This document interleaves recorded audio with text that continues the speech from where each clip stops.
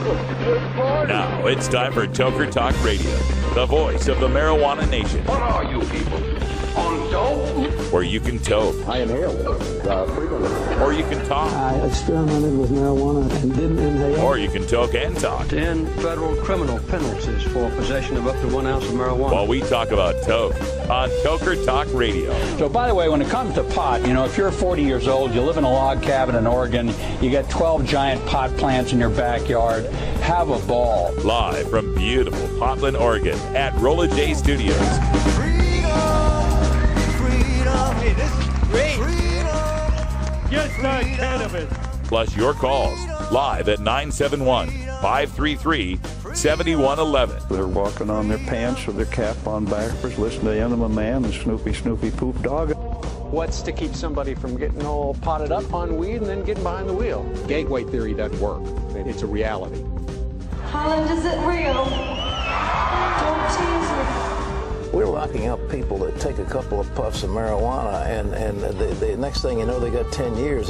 And now, here's your host, the guru of ganja graphics, the sultan of sativa statistics, and the worst nightmare of a reefer-mad prohibitionist. A polite, perspicacious, productive pothead with a propensity for PowerPoint. Radical Russ Belville. All right, welcome back, tokers and tokettes and non-token lovers of liberty. It's 4:02 in the Pacific time zone, and I am back from covering the Measure 91 Law Enforcement Press Conference. They just released a letter today with over 30 law enforcement professionals endorsing Measure 91. The subject of the press conference was featuring many of those law enforcement professionals you've seen on these commercials that we've been running on 420 radio. Retired Supreme Court Justice Riggs was there. Former DA Stanford was there. Former Sheriff, oh my gosh, I'm going to forget all the name. Tutmark was there. The Clackamas County Sheriff, I forget his name, was there as well. And it was really exciting to get a chance to talk to these guys, to be there amongst the Fox News, and who else was there today? I think it was K2. There was a couple channels that were there today covering it. And Oregon Public Broadcasting's radio was there as well. So it was really good to be there. I was able to get one of my questions answered by the law enforcement officers in front of the media cameras, puncturing the talking point of the opposition that, oh, it's just a ticket. It's just a ticket. It's no big deal to get caught with pot. It's just a ticket. Why? The cops will just tell you to call your grandma. It was not a LEAP event, although I spoke to the people there and they're well aware of law enforcement against prohibition. I told Officer Tutmark that I have a law enforcement against prohibition segment, and he told me about, you'll hear it in the press conference, how all his friends are cops. And he'd been a cop for 30 years, and all his friends are like, yeah, this needs to be legal. It's a waste of time. There's no reason to have this. Of course, you don't hear that from the leadership in current law enforcement. All 36 of our county sheriffs are marching in lockstep against Measure 91. But that was addressed as well. Somebody brought that question up. I believe it was OPB brought that question up, and DA Stanford was awesome on that question. So you'll get to see that. That's coming up. I'm burning the file right now, and it's just about done. So we'll be able to watch that after we come back from break. But I want to start by showing you the setup there at the press conference and my chance to talk to two of those officers who complimented me on my performance at the debate. This is raw video. I haven't done anything to it. I just literally got back and copied it to the machine. So we'll see what we got. But this is from the Yes on 91 press conference at just 2 hours ago today. And yeah, just the setup part, as the caption says.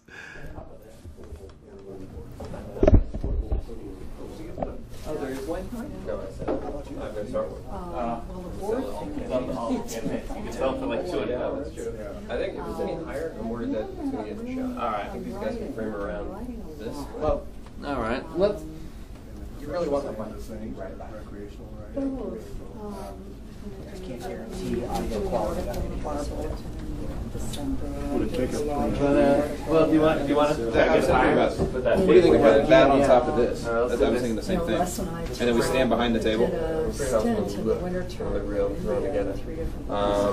Let me do a quick. It was quite good. What's his name? Is he still? Is he practicing at all? Just retired. He just now retired. So we could go there and we went to.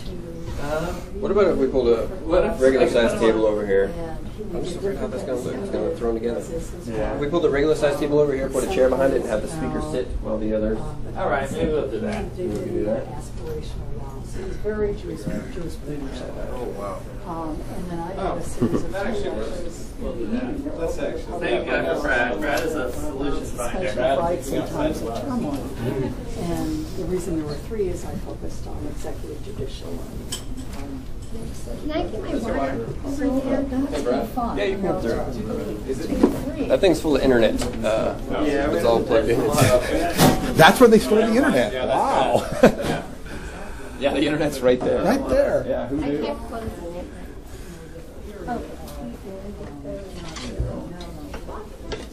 Okay. We can just spin everybody. There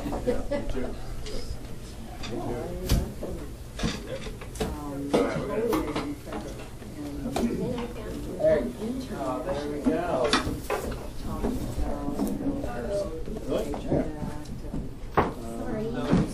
It's fine. Yeah, I'm just going to wire it. Oh, yeah, we have a couple stands in the back. They can switch seats. They can switch seats. Oh, don't worry.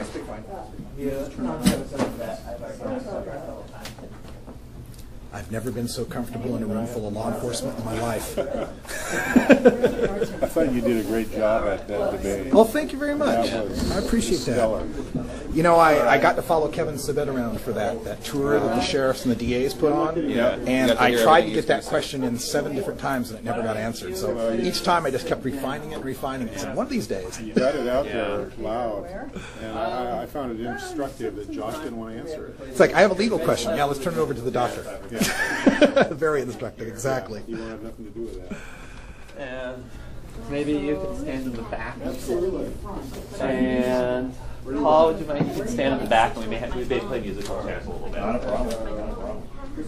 Judge, you want to come around the side? Darian, you want to come? Sure. I think we're going to introduce ourselves and then go in an order, probably with you first. Fine. Okay. Well, let's get. Yeah, I want a crowd of people over that. You can ask me a question. There's room wherever you want me. It might just be. Why do you want to say hi? Peter, yes, and then next. Yeah, we go to Go to Chris. Go to Paul. Over there. Go to Pete. And then just switch Chris on. Keep it in a little bit, just like behind them. Yep. Like over here. We may have to play these when they're. Where's the? Should we have a letter here? Yeah, let's have a letter and let's have your $50 million bill. Okay. So this is how much gets spent. This is how much we're paying them. No, fake money, yeah, right, exactly. Nothing at all. You should stay right in the middle of the back.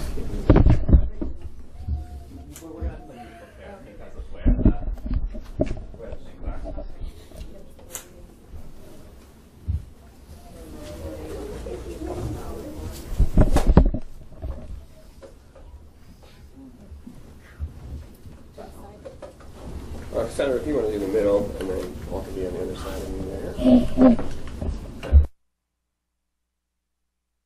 All right, so that's the setup, and we'll bring you the full press conference coming up right after. Jive, marry, grifo, grass, hay. Technically, it's cannabis sativa, the common name, marijuana. She has found a crutch to see her through her difficulties instead of facing up to them and coping with them. And in time, she may be ready to try something different, something better.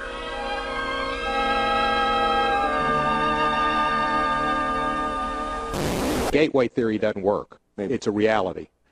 420 Radio, the activist radio station. In 2012, Washington State voted to regulate, tax, and legalize marijuana. I was for it. Well, the evidence keeps coming in. Our new approach is working. Month by month, tax dollars are going to schools and police, not the drug cartels. Wasteful arrests are way down, DUIs are down, drug prevention programs are getting funds. Strict regulations are working. Here, it's really better already. It's your vote, not mine, but it's working here. 420radio.org is proud to replay Weeducated Talk Radio with Ruby Lexington, Nikki Fox, Steve the Caregiver, and Jeff Kaufman from Arizona. Weeducated exists to help change the cultural response to cannabis through intelligent, meaningful conversations about how the industry is unfolding in America and beyond. Catch the replay Mondays at 10 Pacific on 420. I'm Paul Steigletter. I spent 30 years in law enforcement, beat cop to deputy sheriff, working 10 hours a day to protect and serve. Last year in Oregon, there were 13,000 citations and arrests for marijuana. Yes on 91 will allow law enforcement to focus on serious crimes, unsolved murders, rapes, missing kids. Measure 91 also mandates that Oregon develop standardized tests for driving under the influence, which we don't have now. That'll make our streets and highways safer. Yes on 91. Yeah, yeah, yeah.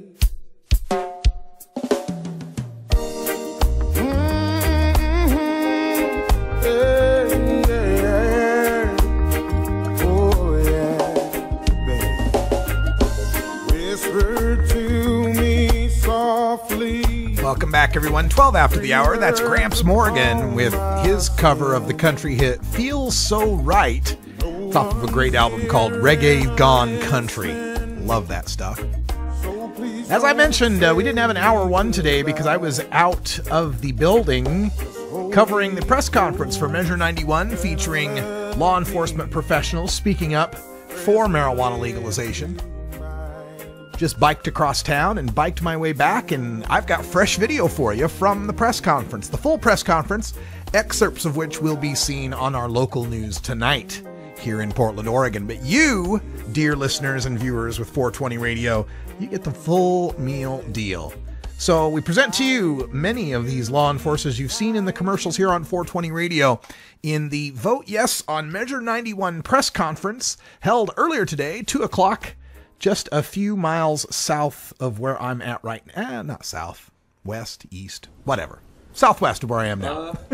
Enjoy. Ready to go, huh? Darian, let's kick it off. Okay. Well, good afternoon, everybody. My name is Darian Stanford. I'm a former prosecutor from Multnomah County. Worked in the drug unit there for a number of years. I'm no longer with Multnomah County. We're here today because we have a letter signed by 30 law enforcement officials from across the western United States, and they're signing a letter that indicates their support for Measure 91. They all recognize that a system of regulation, taxation, and education is infinitely preferable to the current criminal system that we have for marijuana. So what we'd like to do, we've got the letter here, is we'll have each person introduce themselves and then just take 2 or 3 minutes as to why they support Measure 91. And I'll finish up then at the end, and then we can take any questions. So, Justice Riggs, we'll start with you. I'm Bill Riggs. I'm a former member of the Oregon Supreme Court and a former member of the Oregon Court of Appeals and a former trial judge in Multnomah County. My total years of service, about 35 years as a judge.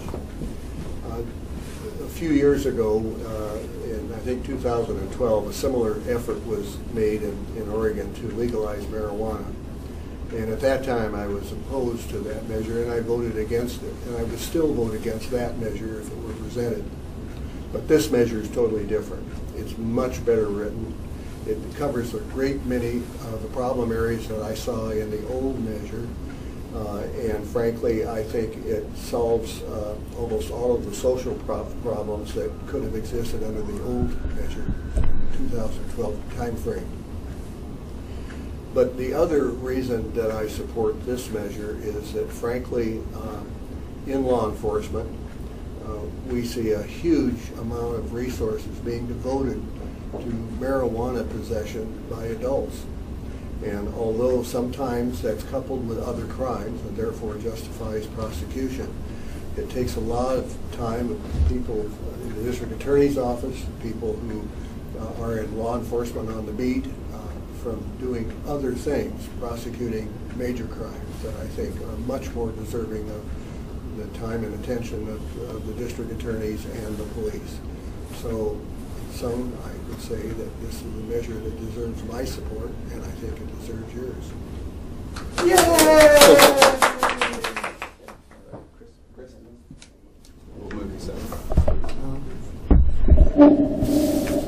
My name is Chris Olson. I have 17 years of federal law enforcement career experience, 10 as a line prosecutor, an assistant U.S. attorney, and 7 heading that office as the United States Attorney for the District of Oregon.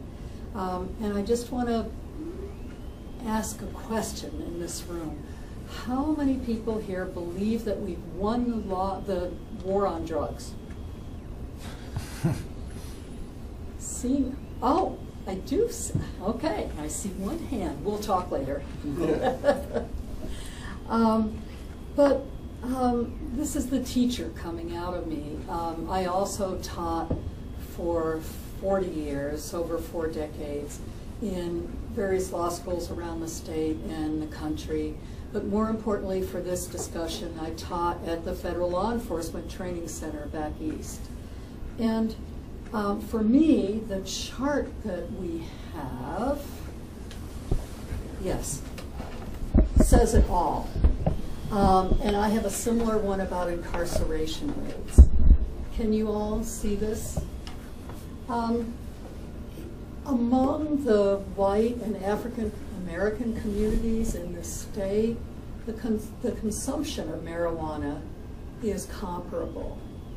But if you're a member of the black community, your chances of being arrested are more than twice that of white marijuana users. And this offends our basic sense of justice. And similar to the question I asked about the war on drugs, I think that no one can rationally say that this is okay. Not only is it against our basic sense of justice, but it erodes the respect for law enforcement and the legal system.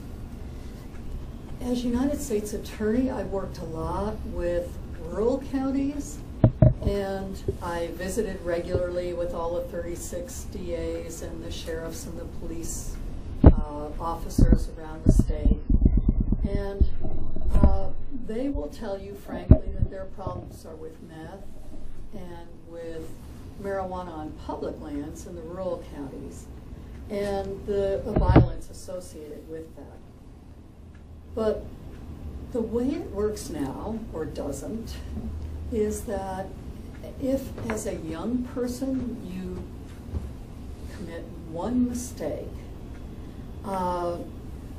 that can haunt you for the rest of your life. If you're, say you're in your 20s, and especially if you're a black, a member of the black community in Oregon who already has so many strikes against them, to have this additional burden. And the burden shows up in crucial areas. It shows up in job opportunities. It shows up in hampering access to rental housing. And it shows up in impeding eligibility for student loans. So the very areas that are so critical to young people to get settled and to succeed, jobs and housing and education, are severely impacted if they have a citation on their record. And this affects more than 12,000 Oregonians each year. What a waste. A waste for law enforcement efforts and priorities, as Justice Riggs said, a waste for taxpayers and the money that they would like to see their tax dollars go to, and a waste for our fellow citizens, who many of whom are experiencing this either in themselves or in their families. So I would say it's time to abandon that prohibition approach, which has failed, and it's time to adopt the regulatory approach, which can succeed. So for me, Measure 91 is just common sense. Yay!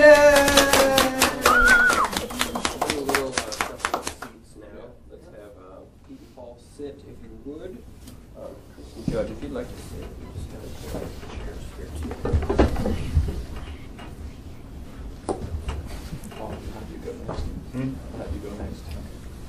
Cassandra, you're okay standing still. I'll move. You're okay.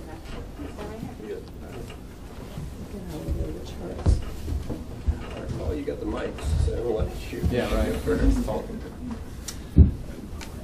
Good afternoon. My name is Paul Steikler, and I worked my 30 years of law enforcement with the Clackamas County Sheriff's Office. Some of the things that I did as a police officer was I worked as a beat cop up to the rank of lieutenant. And during the tenure of my career, starting in 1976 as a cadet, I worked under the war on drugs my entire career. And I have seen the miserable failure of the war on drugs over my entire police career. I've made arrests and citations for possession of marijuana, thinking it was the right thing to do, getting the people into the system potentially to get treatment, etc. And that was a miserable failure. The people that came in contact with the sheriff's office or any policing agency in the state of Oregon for possession charges weren't given the opportunity to get into treatment. Measure 91 allows a lot of money for treatment. So the passage of Measure 91 is going to allow treatment for people who are desperately in need of it. And they don't need to be treated as a criminal. They need to be treated as a person with a social problem, a public health problem. I've seen firsthand that there were more citations and arrests for possession of marijuana in areas where we see more poor people and people of color. This racial disparity is discouraging.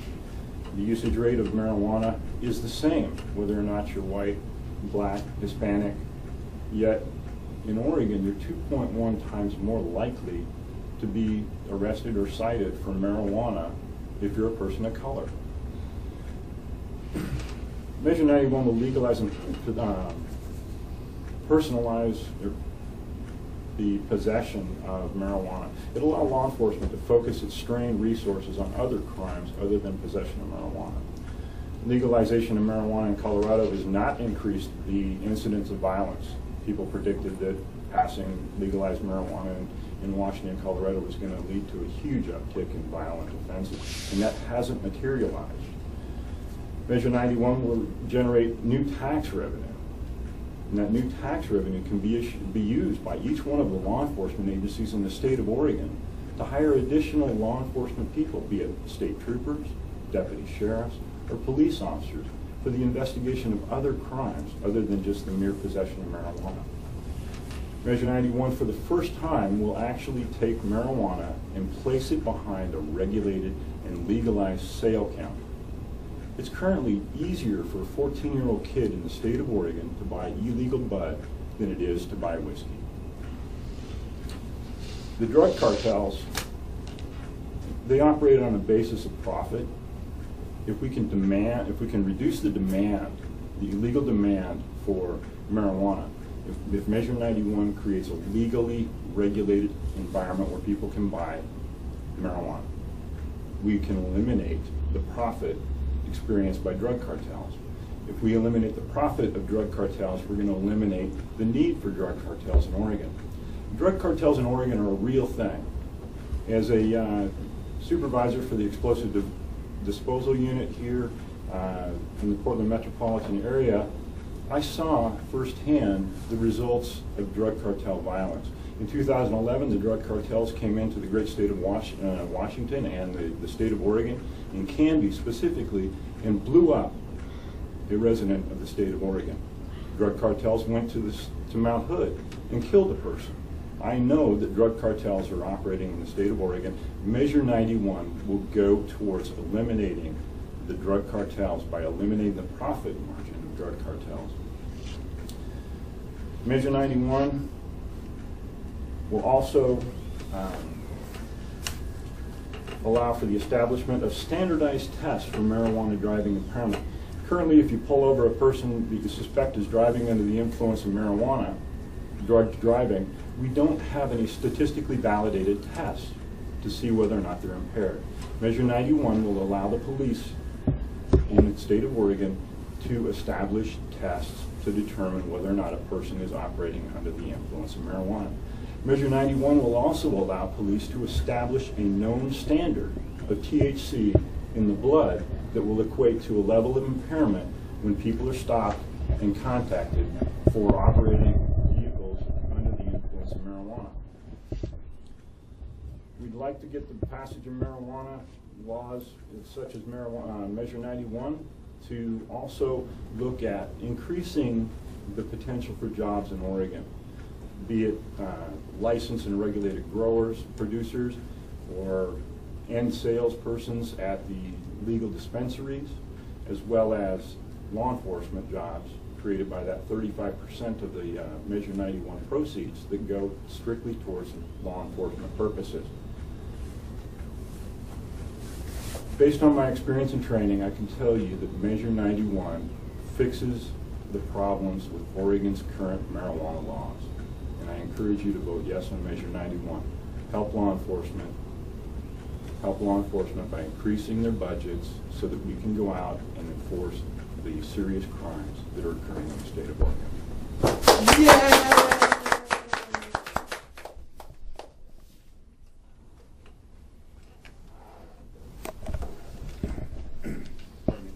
My name's Pete Tepmark. I'm a retired police officer. I spent my entire career, 33 years in patrol. I was a patrol officer and a sergeant here in the metropolitan area. I come to this issue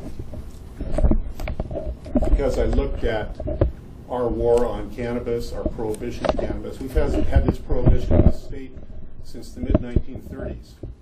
We have spent millions and millions and millions of dollars on this cannabis prohibition, and the effect has been pretty much zero. Usage rates have not changed.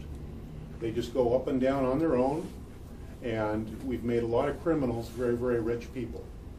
And my reason for supporting this measure is I want the use of cannabis to move into a regulated market so that people will know what they're buying, somebody will check ID, and then the criminal groups are not going to be making money off of it. It's not going to happen overnight, but it will happen gradually, in my opinion. The black market does not check ID. Under a regulated system, they will check ID, and it will make cannabis, in my opinion, less available to our young people and vulnerable people.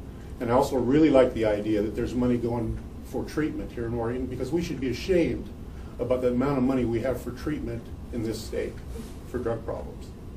Thank you. Yeah!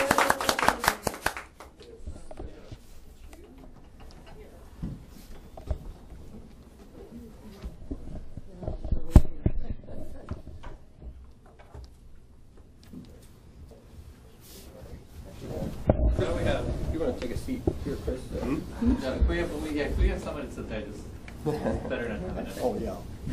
You want us back in the back there? Yeah, if you can stand. I don't want to stand. All right. Well, I had back surgery, and I can't stand for long. Special exception for Supreme Court judges. And back surgeries. Well, hello. Good afternoon. I want to thank everybody who has come here today. I'm Cassandra Villanueva. I'm the Director of Organizing and Advocacy here at the Partnership for Safety and Justice. And over the last 15 years, I've served in different capacities here at the organization. We are a statewide advocacy nonprofit based here in Oregon. And over the last 15 years, we have worked to advocate for policies that benefit people who've been impacted by crime and violence. And we work to create a public safety system that is more fair and effectively deals with the root causes of crime and violence. First and foremost, I want to start off by saying that the Partnership for Safety and Justice supports and endorses the Yes on Measure 91 campaign. And over the last decade, I have seen the problems and the broken promises that have come with marijuana prohibition and tough on crime drug laws. And the bottom line is that they don't work. It's not an effective use of taxpayer dollars, and it does not reflect the values of Oregonians. Marijuana prohibition has had a disproportionate and disparate impact on people of color and youth. And that has only fueled their existence and penetration into the criminal and juvenile justice systems. And at the same time, we have also seen services for survivors and victims of crime drop to dangerously low levels. And this is particularly concerning because women of color and men of color are also disproportionately victims of crime. But ultimately, these tough on crime drug laws and marijuana prohibition have left our communities bankrupt, broke, and in need of the vital services and social safety nets that truly create public safety. At PSJ, we want to see a public safety system that addresses the real needs of people affected by the criminal and juvenile justice system and crime survivors. We believe that true public and community safety requires and demands that we look at the root causes. And that includes looking at incarceration and arrest rates, and that we invest money into prevention, treatment, education, and direct services. All of these are things we know work, and that's why we support Measure 91. We especially like that dedicated resources from the tax revenue will go back into our schools. It will go back into treatment and prevention, and it will also go to support local law enforcement. At PSJ, I want to end by saying that we believe marijuana use is a education, public health, and economic issue. We support smart on-crime policies that work to address root causes of crime and violence, and we believe that Measure 91 is the smart approach to making Oregon a better place to live for everybody. Yeah!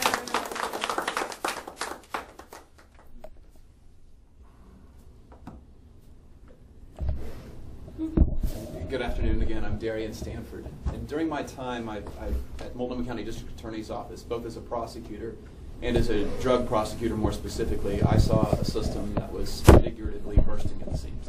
Officers are so overworked responding to calls and cases and in doing investigations. There aren't enough DAs to handle the existing caseloads. There aren't enough courtrooms to handle existing cases. And there weren't enough defense attorneys. Defense attorneys had far too many cases as well. It is amazing to me that this system that we have in the criminal justice system functions as well as it does, given this incredible burden that is put on us. And so what I've come to think about after leaving the district attorney's office is what can we do smarter? What can we do better? And Measure 91 has come along and given the opportunity to really study this issue. And I know from personal experience, we have a system right now where marijuana is taking far too much law enforcement resources. Last year in Oregon, there were 10,500 adult arrests or citations. That is, again, that doesn't even include the broader category of offenses. If you take that into account, you go up to around 13,000, 14,000 and sometimes higher. Those numbers from the Oregon State Police have been consistent over the last decade.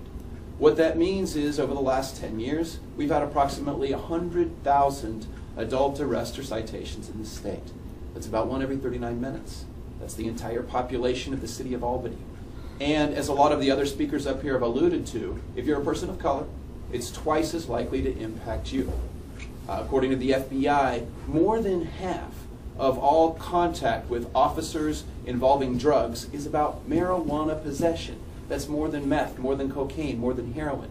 And that doesn't make any sense to do. We need to do something smarter. We need to have a better system. I've got this $50 million bill that I intend to take home with me. This $50 million bill represents in 2010 how much Oregon spent on marijuana possession crimes, or offenses. What are we doing? Why are we spending this money that way? There are so many other areas, as the speakers up here have alluded to, that we can be diverting these precious, limited time resources to. And that's why I'm supporting Measure 91. I'm a parent. I don't want my children to be around to use marijuana. I want to give them the education, I want to give the money to go not to criminal cartels. I want the money to go to prevention, to education, to treatment, to law enforcement, to schools. That's the system that Measure 91 will give us, and that's what I want to support for Oregon and for my kids. Can you do the thing with the bill once more? Yes. Exactly. What does it represent? 2010, this is how much Oregon spent on marijuana possession offenses. Yay! In closing, I suppose everybody should take a look then, please, at the letter. that we have here, and you can go through the 30 names and see it's quite an array of persons from all different sectors of law enforcement who have signed on, who have studied the bill or studied the measure and said this is a smarter way to go. So I would encourage everybody to take a look at it. You'll notice a number of the people here are retired or former. As a general matter, it's easier for persons that are no longer within the system to speak out against or a change in existing law. I'll note one name that isn't on this list is that's the King County Sheriff. It's John Urquhart that has come out. He's on the front lines right now in Washington, having been legalized in 2012. And he has said this is the right thing to do and has thrown in support. That endorsement is enormous. He knows as much as anybody about how much sense this makes. All right. So questions now, if anybody's got any. Can I ask a question? One of the issues is that that the people against this have raised is that there aren't requirements for labeling of the content as far as THC potency or anything like that. Although I suppose if Measure 92 passes, maybe it will be required to have GMO labeling if it is GMO. False. That's absolutely okay, so false. Maybe you could address that. Measure 91 allows for a tightly regulated sale of marijuana. Mm-hmm. And that marijuana will be specifically listed as far as the THC levels, the cannabinoids, and all those different things that go into the legal purchase of cannabis in the state of Oregon if Measure 91 passes. It's also going to be checked for mold and etc. so that we know that the people who are purchasing marijuana legally, the adults that are purchasing marijuana legally in the state of Oregon, are purchasing marijuana that's been tested and we know exactly what's in it as far as the THC levels.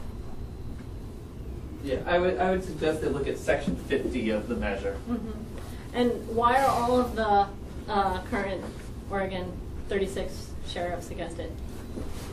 Do you want to address that?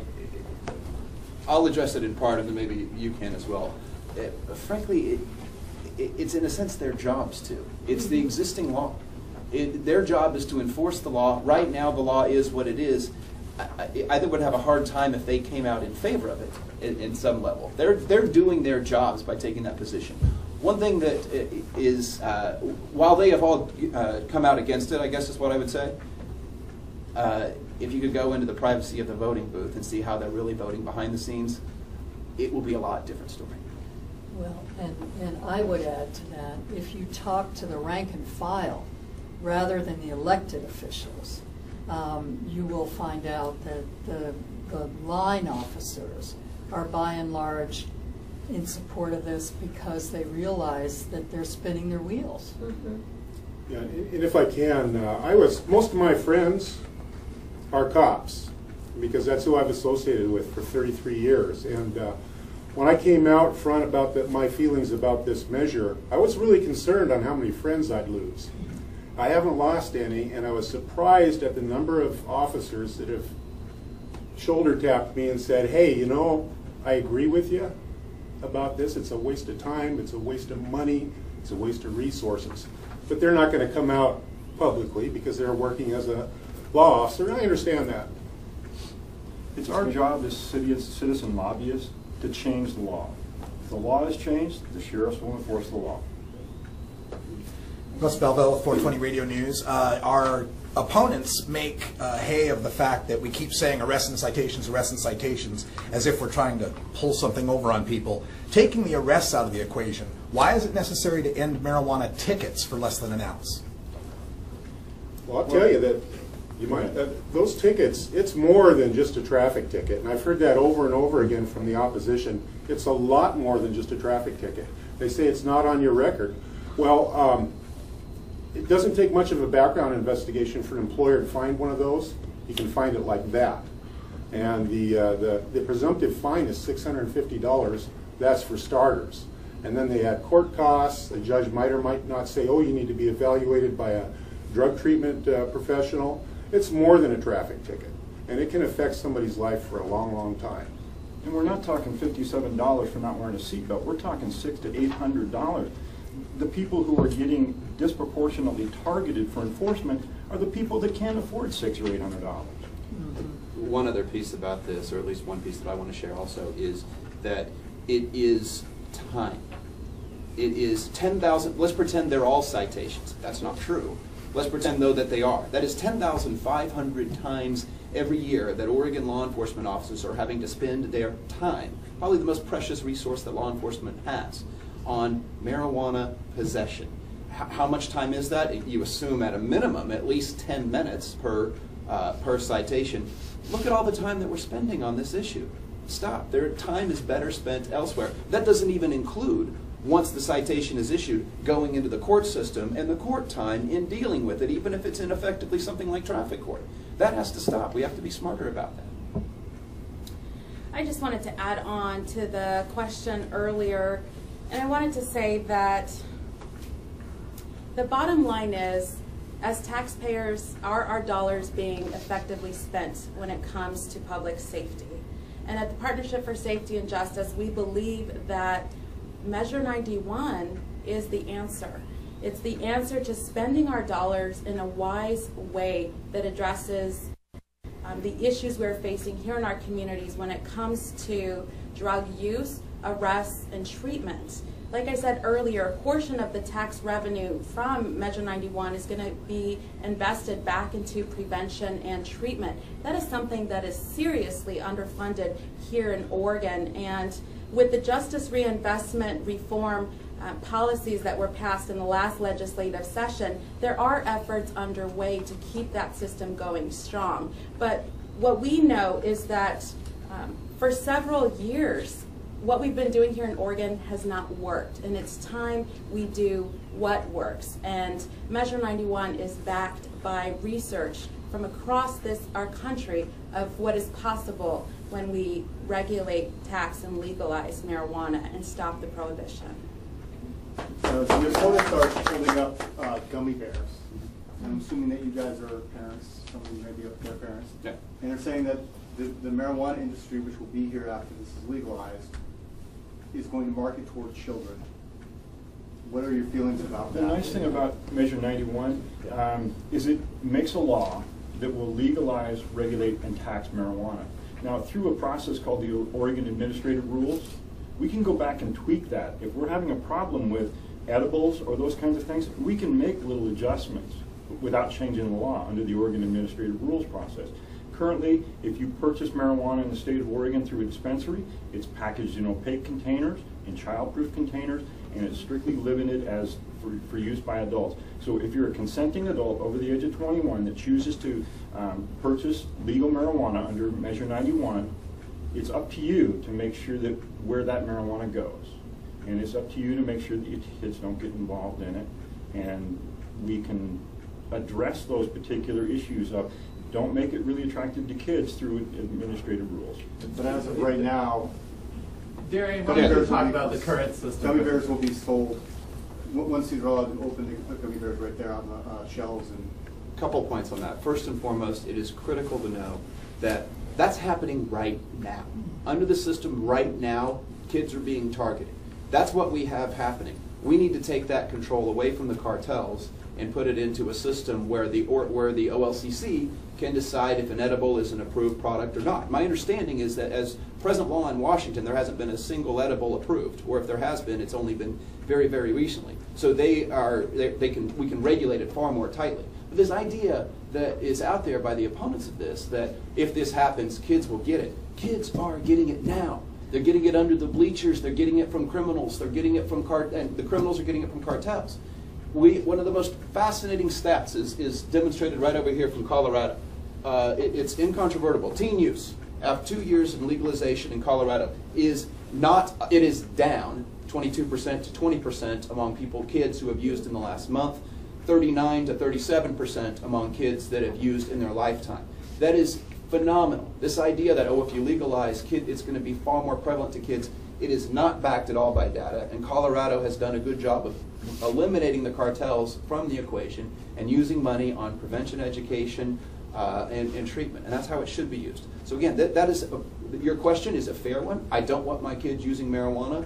Right now, as one of the other speakers talked about, it is easier for kids at Lincoln High School even have reported, it is easier for kids to get marijuana right now than alcohol or tobacco. That's a system that we currently have, and I want that system to stop. And I would add that I find it really hard to believe the concept that should this measure pass and somebody has gone through the process of obtaining a license from the OLCC to either produce it, manufacture it, or market it in a registered store. I find it hard to believe that after going through all of that, they would take the risk of trying to market that to a child. That doesn't happen with alcohol. Alcohol, I've worked cases on places that didn't check ID properly, and if they have a problem with that, they end up losing their liquor license. And I just find it very hard to believe that somebody would intentionally want to do that, other than the criminals that are selling it now. They don't saying care. that the cigarette companies, that's what your camera is. Yeah, and look what's happened to smoking rates with our kids. Our kids, when I grew up, everybody smoked. In my high school, in my junior high school. And what has happened with tobacco use amongst kids? It's plummeted, and it's plummeted because, not because we're throwing people in jail or writing people tickets, it's plummeted because it's being taxed and regulated, and they check ID, and people are being educated about its use by kids. Yeah. I want to let people go if they need to go, and you guys can ask follow-up questions to individuals. But you guys don't want to all sit there exactly as we are now. We just hang out. Yeah, right. I just want to thank you very much for being here. How do you do? Peter, I've got to go. Unless all right, I know you question need to leave, yeah. and so I will. Could I take one of these? Do you have an extra? Let's see if we can make some coffee for you. Let's right here. Yeah. What's going on? There's also I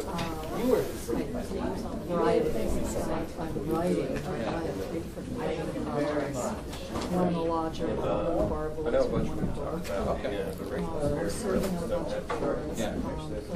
people asked about specific regulations. I'm inactive with the bar, but I still serve as a consultant. That work is not just Orient Charles. Yeah. That's why.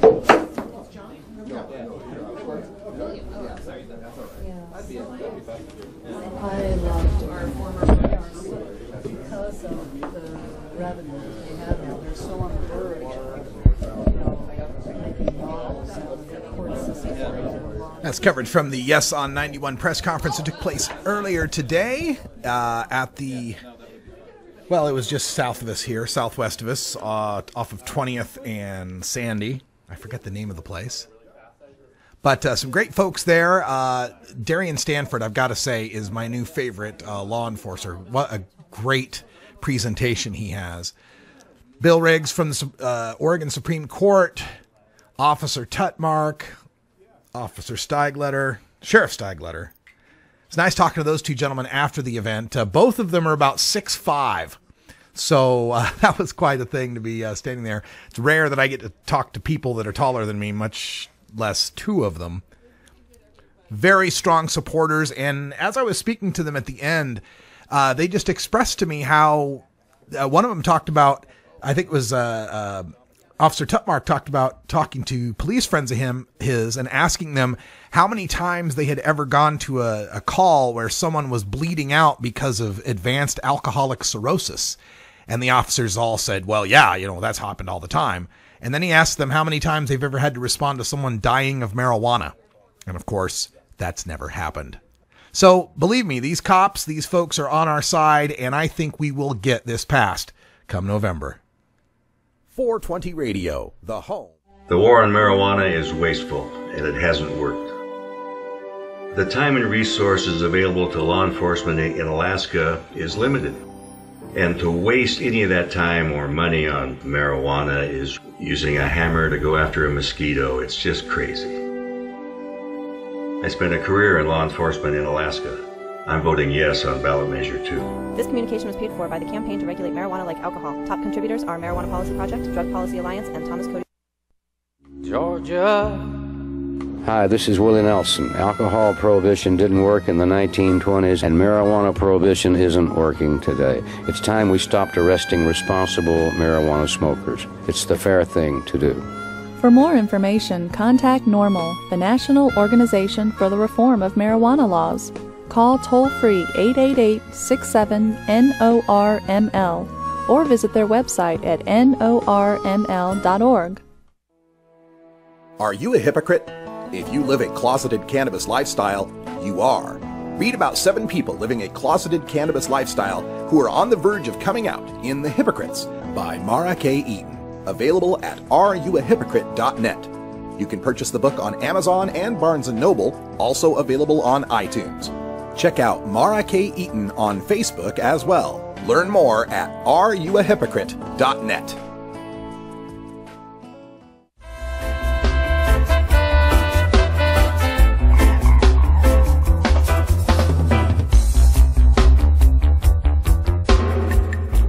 Everyone knows music and marijuana go together, so let's wind up our 20 after break with the Russ Belville Show's Daily Toker Tunes, the best in pod-safe 420 music from around the web. Today is Irie Wednesday, featuring reggae, ska, and other world music genres. Now, sit back and enjoy your Daily Toker Tunes. All right, welcome back, everybody. 51 after the hour. I hope you enjoyed the press conference. I've gotten it uploaded to my Radical Russ YouTube channel if you want to clip it up or share it with anyone else. Again, I thought some really good points were made, and I especially liked having the opportunity to ask about a marijuana ticket and to have those law enforcers explain in no uncertain terms that a marijuana ticket is far worse than a parking ticket or a speeding ticket. Also want to remind folks that we've got Marijuana Election Night 2014 coming up, and this poster is now available at radicalruss.com. It prints out on a 8.5 by 11. You can paste it wherever you want to paste it. Facebook, print it out, hang it up, wherever you want.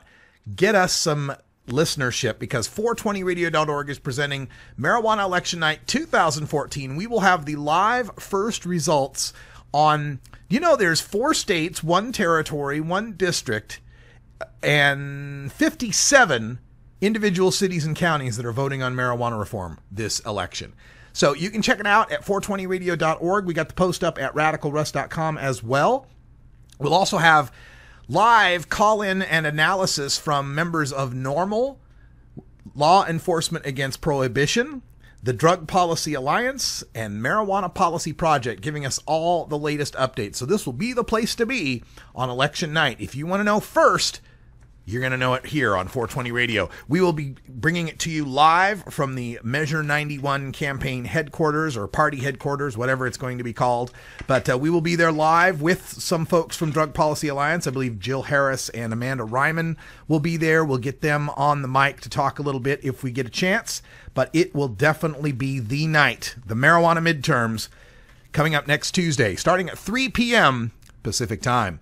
All right, we've got some great music here from Gordon Green and the Music Planet. Tonight, coming up next at 5 o'clock, he's got an artist focus on some fantastic gypsy-based artists named Fanfare Chio Carlia. And we've played this song before, but he's got an episode that is all just this artist. And it's going to be really exciting to listen to. So stay tuned for that coming up next. And to give you a little taste, this is Fanfare Chio Carlia with the classic Born to Be Wild. Enjoy.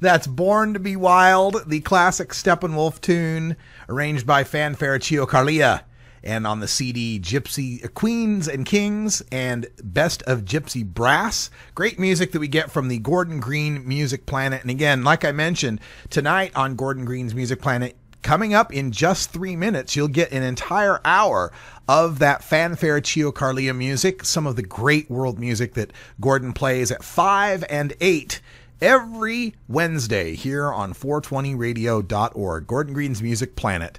Thanks so much for joining us. And again, with the quick schedule change for today, like I mentioned, I was at the press conference and wasn't able to do an hour one. So coming up for replay tonight at 6 o'clock, you're going to get 4 radical rants. You're going to get all my radical rants on Josh Marquis as your 6 o'clock show. And then at 7 o'clock, we'll replay this hour featuring the press conference from Yes on Measure 91. We're really excited. We are just 6 days away from legalizing marijuana here in the state of Oregon, the state of Alaska, and Washington, D.C. We got medical marijuana in Florida and Guam. We've got taxing marijuana like an agricultural product in Washington state, and Prop 47, a defelonization measure that we're covering in California. In Colorado, we've got 21 different cities and counties voting on marijuana taxes and whether or not to prohibit pot shops. California's got 13 cities and counties voting on medical marijuana dispensary bans and cultivation bans and so forth. We've got 11 cities in Michigan that will be voting on decriminalization, 2 cities in Maine that will be voting on full legalization, 8 public policy questions in Massachusetts directing their state reps to vote for marijuana legalization, and 2 counties in New Mexico that are voting on marijuana decriminalization. It's Marijuana Election Night 2014. You'll get your live first results right here on 420radio.org. That's all the time we got for today. Thanks for joining us. We'll be back tomorrow. Our guest from Law Enforcement Against Prohibition is Diane Goldstein, one of the founders or one of the board members of LEAP. She'll be talking about that California Proposition 47, and also maybe we'll discuss a little bit about Kevin Sabet. I bet we do. Thanks for joining us. Until next time, take care of each other, Tokers.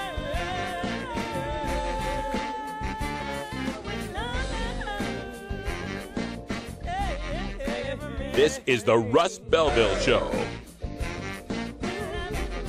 The Russ Belville Show is blogging and podcasting daily at radicalruss.com. You take a seed, you plant it, you grow it, you dry it, you roll it, you smoke it. You take a seed, you plant it, you grow it, you dry it, you roll it, you smoke it. You take a seed, you plant it, you grow it, you dry it, you roll it, you smoke it, and it goes. Treating marijuana use as a crime has not worked. I have reviewed the language of Measure 91, and it's very well written. I think it's a good bill. Measure 91 regulates marijuana for adults, so police have time to fight serious, violent, and unsolved crime. And here in Washington, wasteful arrests down, DUIs down, drug prevention programs are getting funds. Strict regulations are working.